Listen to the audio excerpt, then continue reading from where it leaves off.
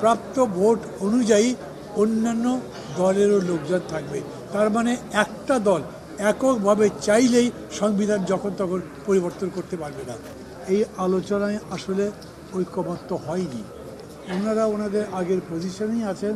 আর আমাদের কাছে মনে হয়েছে এই কনস্টিটিউশনাল পজিশনগুলো যদি আমরা এখন রিভাইভ করতে না পারি, এখন রক্ষা করতে না পারি, তাহলে গণতন্ত্রের কথা যেটা বলছি সেটাকে সেফগার্ড করার মতো প্রতিষ্ঠান না থাকলে কীরকম করে হবে। অতএব আমরা আমাদের জায়গায় আছি, কিন্তু তারপরেও আমি বলছি যে আমরা আমাদের জায়গায় থেকেও কিন্তু এখন পর্যন্ত আলোচনাগুলো যথেষ্ট পরিমাণে হেলদি আছে এবং সেরকম করে চলছে। দ্বিতীয় বিষয়টা ছিল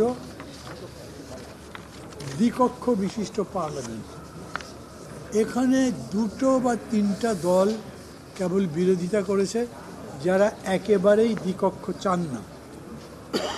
আমরা দ্বিকক্ষ চাই, কিন্তু প্রায় সবারই এই দ্বিকক্ষের কনস্ট্রাকশন, এটার পাওয়ার অ্যান্ড ফাংশন নিয়ে কথা আছে, এবং সেই কথাগুলো সবই একরকম তা না, আলাদাও আছে।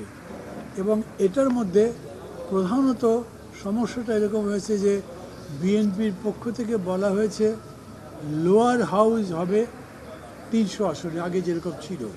তার ভোটিং প্যাটার্নও আগের মতো হবে, ক্যারেক্টারও আগের মতো থাকবে, এবং ওইখানে প্রাপ্ত আসন সংখ্যা অনুযায়ী আপার হাউসটা গঠিত হবে।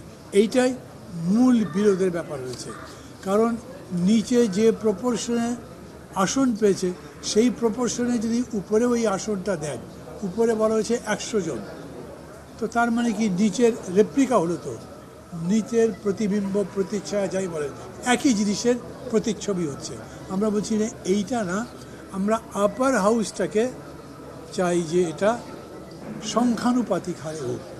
তাতে হয় কি জিপিআর, তাতে হয় কি এটা একটা ভ্যারিয়েশন আসে।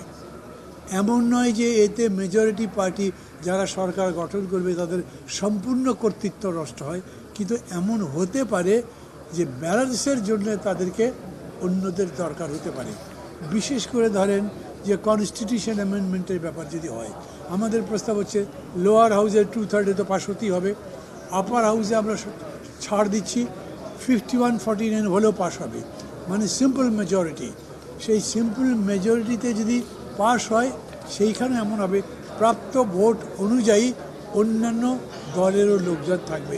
তার মানে একটা দল এককভাবে চাইলেই সংবিধান যখন তখন পরিবর্তন করতে পারবে না, অন্যদের সাথেও কথা বলতে হবে। আমাদের কাছে বিষয়টা খুব মৌলিক মনে হয় যে আমরা সব, বিশেষ করে কনস্টিটিউশন, যুদ্ধ অবস্থা বা এরকম বিশেষ বিশেষ পরিস্থিতি যদি আমরা সম্পূর্ণ কর্তৃত্ব একটা দলের উপর দিয়ে দিই, তাহলে এগেইন ওই দলের স্বেচ্ছাচারী একনায়ক হবার একটা প্রবণতা তৈরি হয়। অতএব এটাও আমরা বিরোধিতা করেছি, আমরা বলেছি না এটা ঠিকঠাক। এইটা নিয়ে আমরা শেষ পর্যন্ত বলেছি আমাদের যে কমিশন তারাও আরও মানে অনুরোধ করেছেন বিএনপির কাছে যে এই প্রস্তাবটা তারা মেনে নিতে পারেন কি না, যে আপার হাউসে আমরা সংখ্যানুপাতিক হারে হলে সেই ভিত্তিতে যদি হয় তাহলে তারা মানবেন কি না। সালাউদ্দিন সাহেব তাদের প্রতিনিধিত্ব করেছেন, উনি বলেছেন যে আমি এখন এখানে এরকম বলতে পারবো না, তবে আমি কমিটিকে বা পার্টির সাথে এটা বোঝার চেষ্টা করব, করে দেখা যাক কোথায় আছে। সো লাস্ট ওয়ার্ড হচ্ছে নাথিং ইজ স্টপ, এখন পর্যন্ত অন আছে।